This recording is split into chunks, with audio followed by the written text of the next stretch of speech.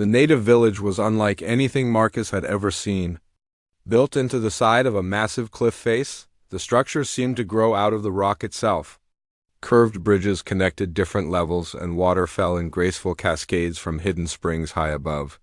The architecture was both primitive and sophisticated, showing a deep understanding of how to work with the natural environment rather than against it. As they approached the village, more natives emerged to watch the strangers. They were all tall and lean like their escorts, with that same mottled green-brown skin that helped them blend with their surroundings. Marcus noticed that they moved with a fluid grace that reminded him of dancers or martial artists. "Remarkable," Princess Lirelei whispered from Marcus's arms. "They have built their entire civilization to be part of the landscape? On my homeworld, such architecture is considered the highest form of art." The keeper led them up a winding path carved into the cliff face. Marcus's legs were burning from carrying the princess, but he refused to show weakness in front of their hosts. He had noticed that the natives seemed to respect strength and determination, and he wasn't about to disappoint them now. At the top of the path, they reached a large open area carved directly into the rock. Water trickled down the walls in complex patterns, and the ceiling was open to the sky above. At the far end of the space, an elderly native sat on what could only be described as a throne made from a single massive crystal. Chief Stoneheart was ancient even by the standards of his long-lived people. His skin was more gray than green, and intricate tattoos covered his arms and face in patterns that seemed to shift and change in the changing light. But his eyes were sharp and intelligent, and when he looked at Marcus and Princess Lirelei, Marcus felt like he was being examined by someone who could see right through him. "So," Chief Stoneheart said in fluent Standard Galactic, "these are the Skyfell ones who crashed in our sacred hunting grounds." Marcus gently set Princess Lirelei down on a stone bench near the throne, making sure she could keep her injured leg elevated. Then he stepped forward and bowed respectfully. "Chief Stoneheart, I am Marcus Chun, and this is Princess Lirelei of the Etherian Empire. We thank you for your hospitality and apologize for disturbing your lands." The chief studied Marcus carefully. "You are human," he observed. "I have heard of your species. Young and aggressive, but capable of surprising actions. And you, young princess, are from the ancient Star Kings. Your people are known for their wisdom and their pride." Princess Lirelei inclined her head gracefully. "You honor us with your knowledge, Chief Stoneheart." "Knowledge is the only treasure that grows when shared," the chief replied. "But I am curious. My scouts tell me that when your skyship fell, many of your kind fled in smaller vessels. Yet you two were found together, the human carrying the injured princess. Tell me this story." Marcus glanced at Princess Lirelei, unsure how much they should reveal. But the princess nodded encouragingly, so Marcus began to tell their story. He explained about the ship's emergency, how the nobles had fled, and how he had chosen to rescue the princess instead of saving himself. As Marcus spoke, Chief Stoneheart's expression never changed. But Marcus noticed that more and more of the village's inhabitants were gathering to listen.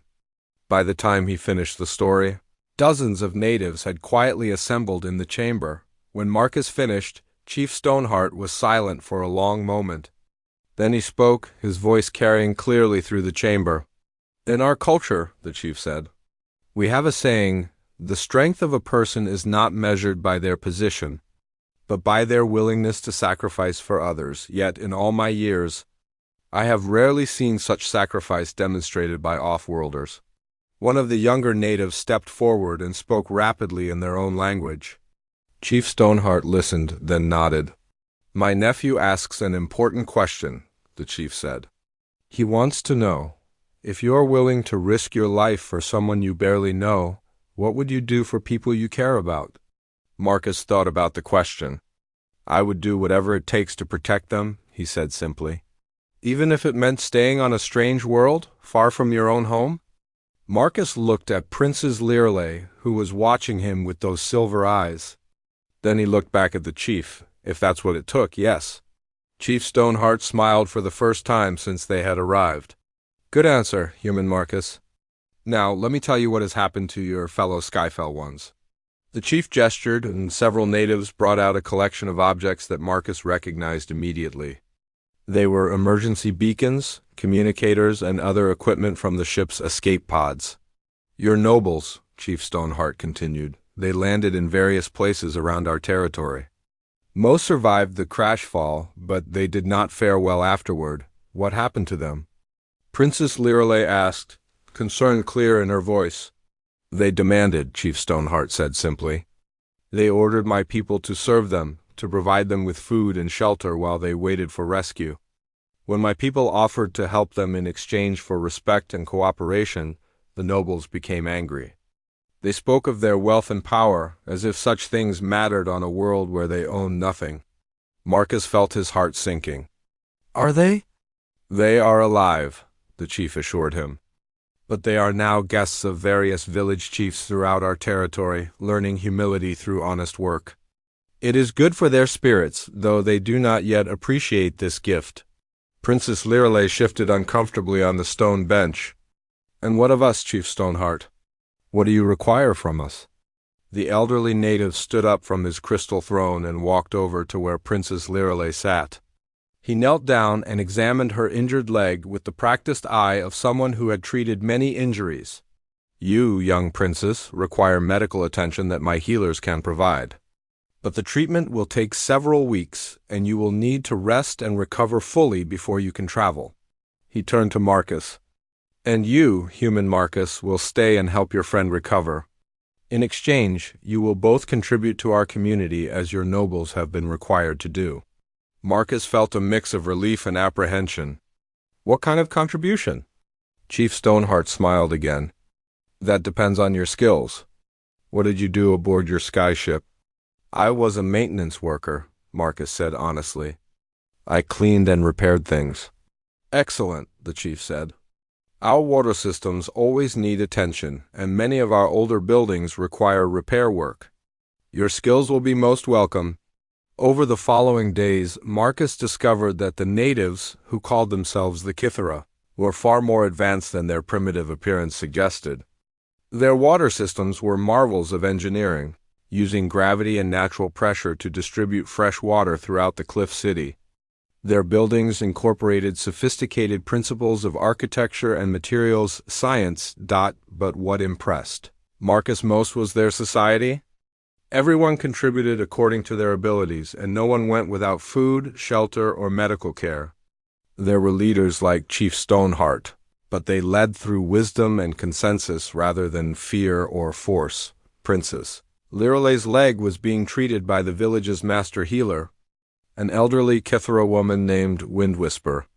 The treatment involved a combination of advanced medical knowledge and what could only be called biotechnology. Living organisms that could repair bone and tissue damage at the cellular level. "Your princess is healing well," Wind Whisper told Marcus one evening as he finished repairing a section of water conduit. "But she is troubled by something beyond her physical injury." Marcus looked across the healing chamber to where Princess Lirelei was resting. She had been quiet lately, spending long hours staring out at the alien landscape. "She's probably worried about her people," Marcus said. "And about getting home." Wind Whisper shook her head. "No, human Marcus. She is worried about you." That evening, Marcus found Princess Lirelei sitting on a stone balcony overlooking the valley below. The planet's 3 small moons were rising, casting multiple shadows across the landscape and creating an effect unlike anything on Earth. "How are you feeling?" Marcus asked, settling down beside her. "Much better," Princess Lirelei replied. "Wind Whisper says I will be able to walk normally within a few more days. The Kithera healing techniques are remarkable, but something's bothering you." Princess Lirelei was quiet for a moment. "Marcus, you have given up so much to help me. Your job, your life aboard the ship, perhaps even your chance to return to human space. And for what? To save someone you barely knew?" Marcus looked out at the alien moons. "I told you before, it was the right thing to do. But do you not regret it? Do you not wish you had simply fled with the others?" Marcus thought about the question seriously. "No," he said finally. "I don't regret it. If I had run away and left you to die, I would have regretted that for the rest of my life. Even though helping me has cost you everything? Marcus turned to look at her. It hasn't cost me everything. It's shown me what I'm capable of. And it's given me the chance to meet people like you and the Kithara. How could I regret that? Princess Lirelei smiled, and for the first time since Marcus had known her, it was a completely genuine smile with no trace of royal formality. On my world, she said, we have a concept called soul bonding. It is when two people go through a great trial together, and the maintenance tunnel had never felt so cramped. Marcus crawled as fast as he could through the narrow space, with Princess Lirelei clinging to his shoulders. The metal walls around them groaned and vibrated as the ship continued its uncontrolled descent toward the planet below. Emergency lighting flickered on and off, casting weird shadows that made it hard to see where they were. Going, impact in 30 seconds, the ship's computer announced with mechanical calm. Marcus's knees and elbows were already scraped, raw from crawling across the rough tunnel floor, but he pushed himself harder.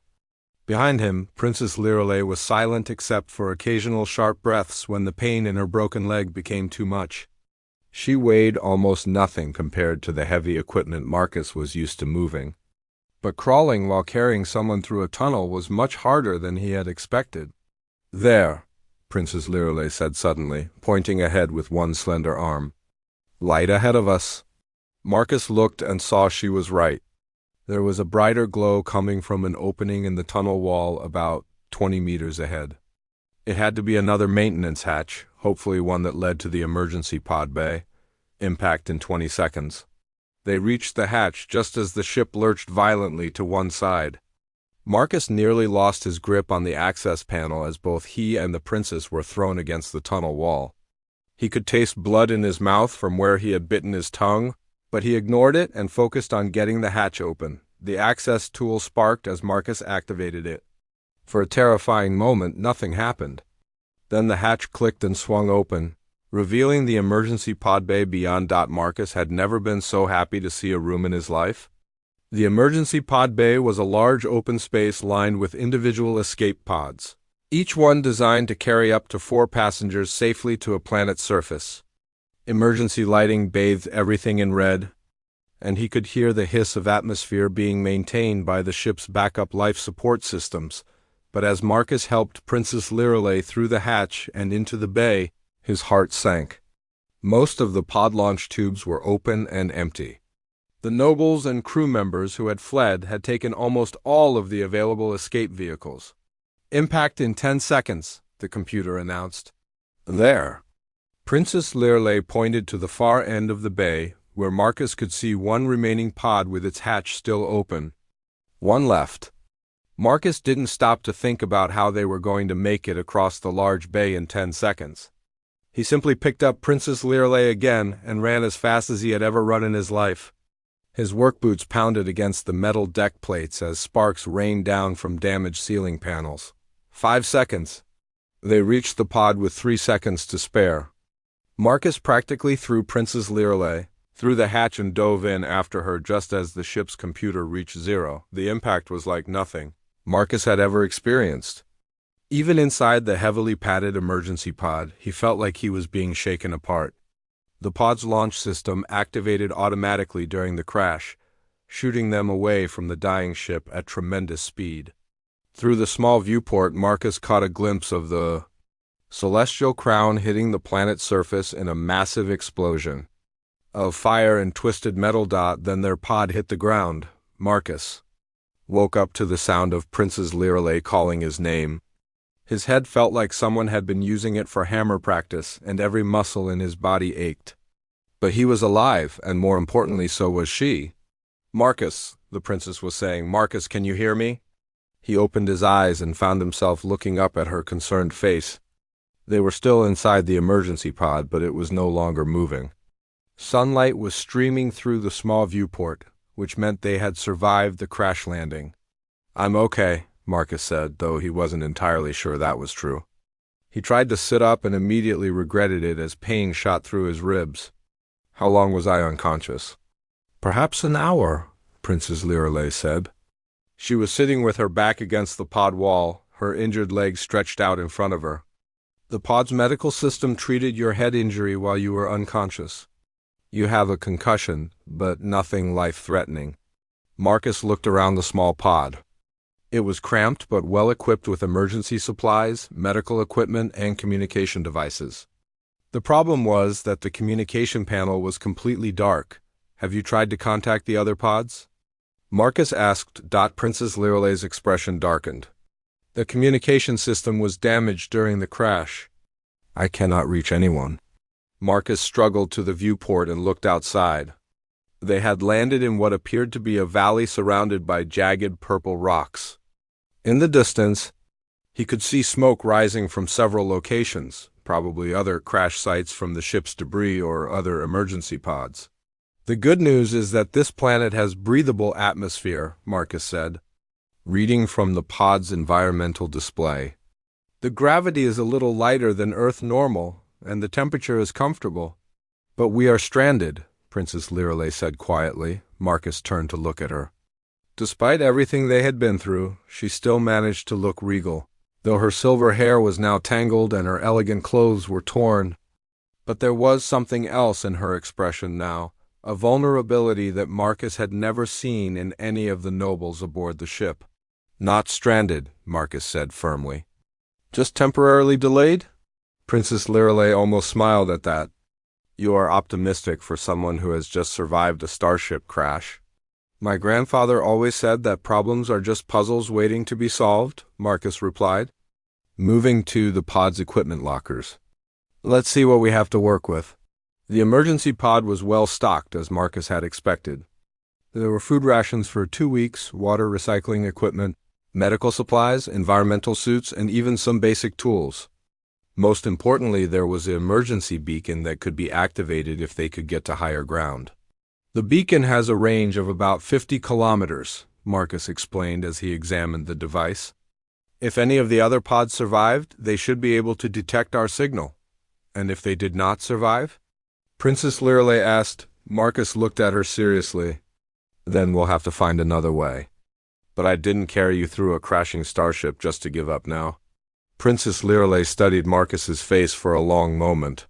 Why did you come back for me? She asked. The others, they said there was no way to help. You could have saved yourself. Marcus shrugged, feeling uncomfortable with the attention.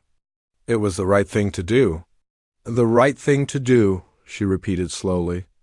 In my culture we have a saying, honor is measured not by the titles you hold, but by the choices you make when no one is watching. Yet you are the first person I have met who truly lives by such words. I'm just a janitor, Your Highness, Marcus said. I'm not anything special. You are wrong, Princess Liralay said firmly. The nobles who fled, they have wealth, power, influence. They command fleets of ships and rule over billions of people.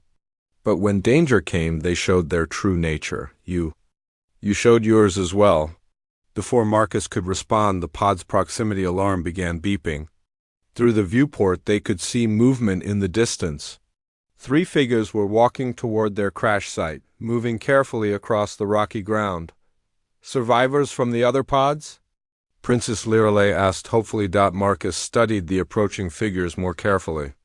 Something about the way they moved didn't seem right. Their proportions were wrong, and they appeared to be carrying some kind of weapons. I don't think those are from our ship, Marcus said quietly. I think they're natives. As the figures got closer, Marcus could see that he was right. The approaching beings were roughly humanoid, but much taller and thinner than any species Marcus recognized. Their skin appeared to be a mottled green and brown color that blended perfectly with the rocky landscape. Most concerning of all, they were definitely carrying weapons, long spears with wickedly sharp points. Are they hostile? Princess Liralay whispered. I don't know, Marcus replied. But we're about to find out. The 3 natives stopped about 20 meters from the pod and began speaking to each other in a language that sounded like wind blowing through rocks. One of them, who seemed to be the leader, stepped forward and called out in broken standard Galactic. Skyfell ones. The native called. Come out! Chief wants speak. Marcus looked at Princess Lirelei. "What do you think?" "We cannot stay in this pod forever," she said. "And my leg needs proper medical attention soon, or the injury may become permanent." Marcus nodded. She was right. The pod's medical system could only do so much. If they were going to survive on this planet, they would need help from the natives. "I'm going out first," Marcus said, moving toward the pod's hatch. "If something goes wrong, use the emergency beacon and try to contact any other survivors." "No," Princess Lirelei said firmly. "We go together." "Your Highness, you can barely walk." "If these natives are hostile, then we face them together," she interrupted. "You saved my life, Marcus. I will not hide behind you like a coward." Marcus wanted to argue, but he could see the determination in her silver eyes. Princess Lirelei might be injured, but she was still royalty, and royalty did not cower in fear. Marcus helped her to the pod's hatch and activated the opening mechanism. The door hissed open, and fresh air filled the small compartment. It smelled like flowers and... Marcus Chun had been mopping the same corridor on Deck 7 of the luxury starship Celestial Crown for the past 20 minutes. The gleaming floor reflected the soft blue lights that lined the walls, creating an almost ethereal glow throughout the passenger quarters. As the ship's night shift janitor, Marcus knew every inch of this vessel. He had walked these halls countless times, cleaning up after the galaxy's wealthiest beings during their pleasure cruises through the Andromeda sector. The Celestial Crown was no ordinary ship. It carried nobility from 12 different species across the galaxy, all traveling to the Grand Summit on Kepler 442b. Among the passengers were Zephyrian dukes with their crystalline skin, Voltan merchants whose fur changed color with their emotions, and most prestigious of all, Princess Lirelei of the Etherian Empire. The Etherians were an ancient race, tall and graceful, with skin that seemed to shimmer like starlight and eyes that held the wisdom of millennia. Marcus had only seen the princess once. 3 days ago, when she had dropped a small crystal pendant in the main dining hall. While her noble escorts had simply watched, Marcus had immediately bent down to retrieve it, carefully cleaning it with his maintenance cloth before handing it back. The princess had looked surprised that a human would show such consideration for her belongings. Her escorts had pulled her away before she could say anything. But Marcus remembered the curious look in her silver eyes. Now, as Marcus worked his way down the corridor, he felt the familiar hum of the ship's massive engines beneath his feet. The Celestial Crown was equipped with the latest quantum drive technology, capable of folding space-time to travel vast distances in mere hours. For a simple maintenance worker like Marcus, it was still amazing to think that they were traveling faster than light itself. Suddenly, the ship lurched violently to one side. Marcus grabbed onto the nearest wall rail as his mop bucket slid across the floor, spilling soapy water everywhere. Red emergency lights began flashing, and a loud alarm echoed through the corridors. The ship's intercom crackled to life with the panicked voice of Captain Vorthok, a seasoned Zephyrian officer.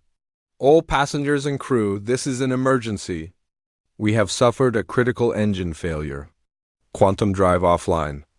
We are making an emergency landing on the nearest planet. Brace for impact." Marcus felt his heart racing. He had been through emergency drills before, but this was real.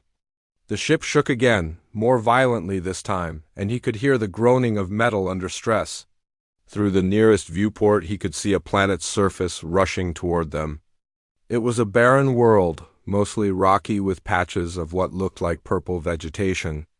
This was going to be a hard landing. The ship's artificial gravity fluctuated, causing Marcus to float for a moment before slamming back down onto the floor.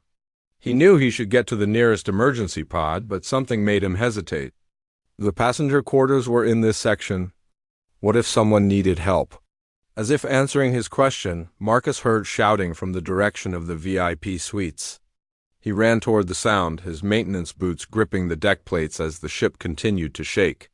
The emergency lighting cast eerie shadows on the walls, and sparks flew from damaged control panels. When Marcus reached the VIP section, he saw chaos. Nobles of various species were running toward the emergency pods, their elegant clothing now disheveled and their faces showing pure terror. Lord Vexian, a powerful Voltan merchant, was pushing smaller beings out of his way as he rushed toward safety. Duke Christos of the Zephyrian court was shouting orders that no one was following, his crystalline features reflecting the red emergency lights, like a broken prism, but Marcus noticed something that made his blood run cold. The door to Princess Liralay's suite was closed, and no one was coming out. While every other noble was fleeing for their lives, the princess was nowhere to be seen. Wait. Marcus shouted to a group of Etherean nobles as they rushed past him. Where's Princess Liralay? One of them, a tall male with intricate silver markings on his face, barely slowed down. The princess's quarters are sealed. The door controls are damaged. There's nothing we can do. What about the guards? Marcus called after them. They have already left for the pods. The noble shouted back without stopping. Save yourself, human. Marcus stood in the corridor as the last of the fleeing nobles disappeared around the corner. The ship lurched again, and he could hear the screaming of metal as the hull began to heat up from atmospheric entry. In minutes, maybe less, they would crash into the planet below. He looked at the sealed door to Princess Liralay's quarters. The control panel next to it was sparking and completely dead. Behind that door, one of the most important beings in the galaxy was trapped, and everyone who should have protected her had abandoned her to save themselves. Marcus had two choices. He could run to the emergency pods like everyone else and hope for the best, or he could try to help the princess. The logical choice was obvious. He was just a janitor. He had no training for this kind of emergency. The nobles and guards who had fled were probably right. There was nothing he could do, but as Marcus stood there, he remembered something his grandfather had told him years ago, back on Earth. Son, the old man had said, it doesn't matter who you are or what job you have. What matters is what you do when someone needs help and no one else is willing to step up. The ship shuddered again, and Marcus could smell smoke in the air. Time was running out. He ran to the nearest maintenance panel and pulled out his universal access tool. As the ship's janitor, Marcus had clearance to enter most areas for cleaning purposes, but emergency lockdowns were different. He had to find another way. Marcus remembered the maintenance tunnels that ran behind the VIP quarters. They were narrow and meant only for accessing the ship's systems, but they connected to every room. If he could get into the tunnel network, he might be able to reach the princess's quarters from behind. The nearest maintenance hatch was 50 meters down the corridor. Marcus ran as fast as he could while the ship bucked and rolled around him. Twice he was thrown against the walls, and once he had to dive under falling debris from a damaged ceiling panel. But he made it to the hatch and quickly entered his access code. The tunnel was dark and cramped, barely tall enough for Marcus to crawl through on his hands and knees. The air was thick with the smell of burning electronics and heated metal. Emergency lighting strips along the tunnel walls provided just enough light to see where he was going. As Marcus crawled through the tunnel, he could hear the ship's engines failing completely. The constant hum that had been his companion for months was fading away, replaced by the terrible sound of uncontrolled descent. They were going to crash, and soon, finally. Marcus reached the maintenance panel that led into Princess Liralay's quarters. He could hear movement on the other side and a voice calling out in the musical language of the Etherians. She was alive, but she was trapped. Marcus activated his access tool and began working on the panel. His hands were shaking, partly from fear and partly from the ship's violent motion, but he forced himself to stay focused. This was just like any other maintenance job, he told himself. Just another problem to solve. The panel clicked open, and Marcus pushed it aside. He found himself looking into an elegant suite decorated in the flowing style of the Etherean Empire. Soft fabrics in shades of silver and blue were scattered across the floor, and delicate crystal ornaments had fallen from their shelves, and there, trapped beneath a heavy piece of furniture that had fallen when the ship first lurched, was Princess Liralay. She looked up at Marcus with those same silver eyes he remembered from 3 days ago. But now they showed pain and fear instead of curiosity. Her left leg was pinned under what looked like a massive crystal display case, and Marcus could see that she was hurt. "You," she said in accented but clear Standard Galactic. "The janitor from the dining hall. Yes, Your Highness, Marcus said as he squeezed through the maintenance opening. I'm here to get you out. Princess Liralay's eyes widened.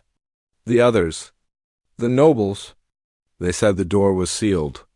They said there was no way to help me. Marcus was already examining the fallen furniture, looking for the best way to lift it without causing more injury. They were wrong, he said simply. The ship lurched again, and both Marcus and the princess were thrown sideways. Through the suite's large viewport, Marcus could see the planet's surface getting closer. They had maybe 2 minutes before impact. Can you move your leg at all? Marcus asked, positioning himself to lift the crystal case. I think it might be broken, Princess Liralay said, her voice tight with pain. And the case is too heavy. Even my guards could not have moved it alone. Marcus looked at the case again. She was right. It was massive, probably weighing several hundred pounds even in the ship's reduced gravity.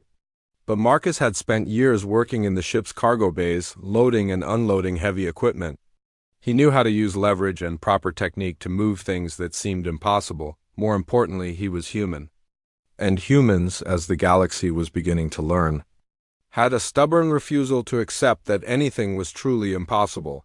Your Highness, Marcus said, when I count to 3, I need you to pull your leg out as fast as you can. Don't worry about the pain, just move. Princess Liralay nodded, her silver hair falling across her face.